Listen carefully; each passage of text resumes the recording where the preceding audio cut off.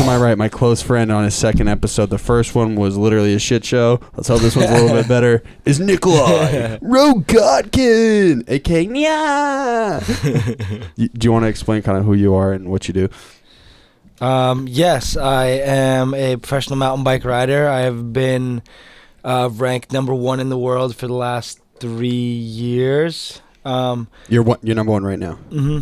Let's fucking go. Had some big wins over the last few years, and just trying to do my best to represent Lincoln out here in the. Okay, you got to be political. You don't have to be political. I know we got cameras on here, but a lot of the things I'm hoping people can allude to our last episode is that this dude Nicholi. It's when we were growing up, he was always heavy on the BMX. Then he moved to the heavier bike, but it was when in high school we had talked about this a little previously, but there was a loop period for you where things weren't as like you didn't really know where you're gonna take it, and then you were like, yo, it's time to just kind of sack up and go big brazy, right? It was 18, 19 was when you started moving like nuts. Yeah, I mean, I'd say there was quite a testing period right after, right before graduating and right after. Like that's when you moved to new bikes. Yeah, where I had to like move up to the bigger bike and win some contests, but I just wanted like that lifestyle so bad, and wanted like to have a shot at being a professional rider so bad. I wanted it ever since I was little, so I feel like it was just destined.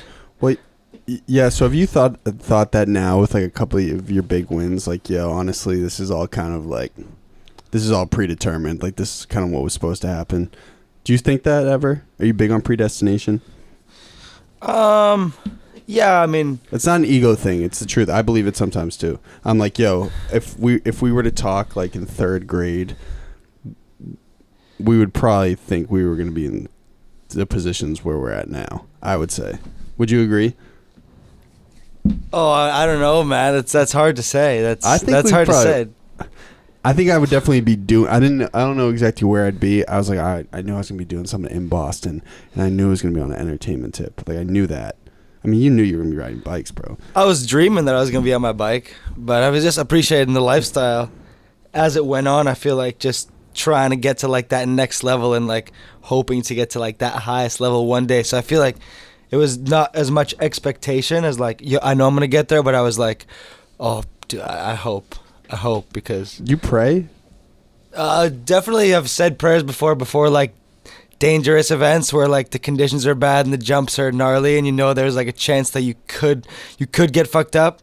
It's like definitely say a prayer before you drop in. Otherwise, I don't know. I think most of the boys are saying a bit of a prayer before they drop in. You need someone on your side, bro. For sure. In some of those scenarios, for sure. You're talking about like the Rampage, like the Rampage, Joyride, just the biggest like contest with like the pressure on and with like just the dangerous elements, jump wise and wind wise. That's like there's a lot of gnarly injuries that can happen. So when it's more than just the nerves of the performance, when it becomes the nerves that come in with like the injury potential, like when you're doing really dangerous shit, I think that's when the prayers come in, really, because you really realize it's a real shit.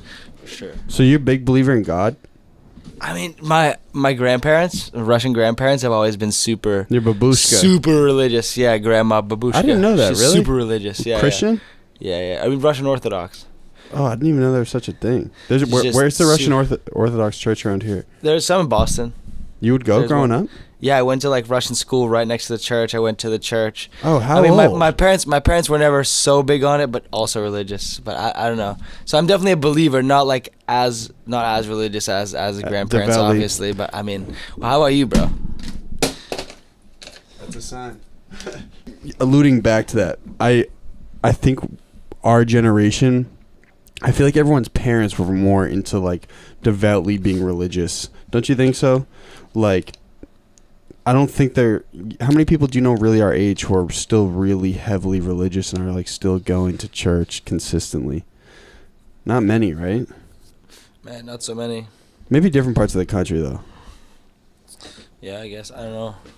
But what I mean is, like, when you've ascended to certain points in your career thus far, has there ever been points where, like, yo, I'm literally busting my ass, like, so heavy, I'm trying to make it happen, I'm gonna like pray to the cosmos and say, please make this happen for me?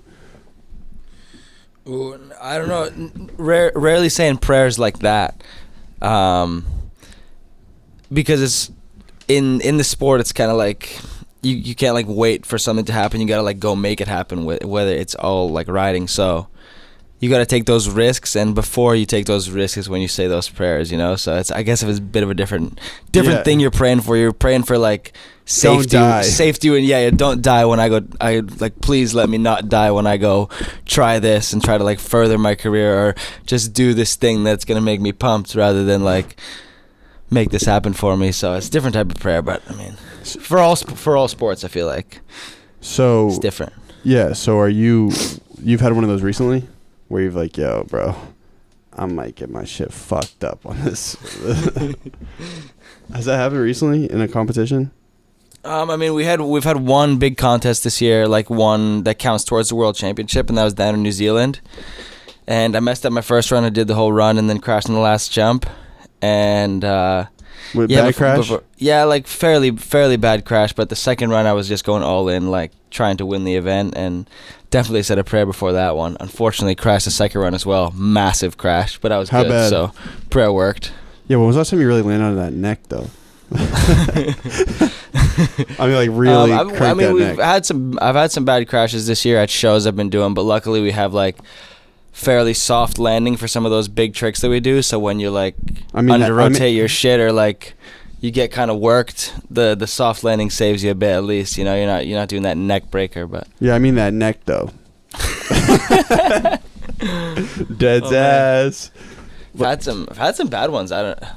Last time I had a neck lander, man. I don't know. It's hard to say. I'm talking about that Gronk neck smack. You remember that? We caught that shit in the end zone. For sure. Smack zone. See you.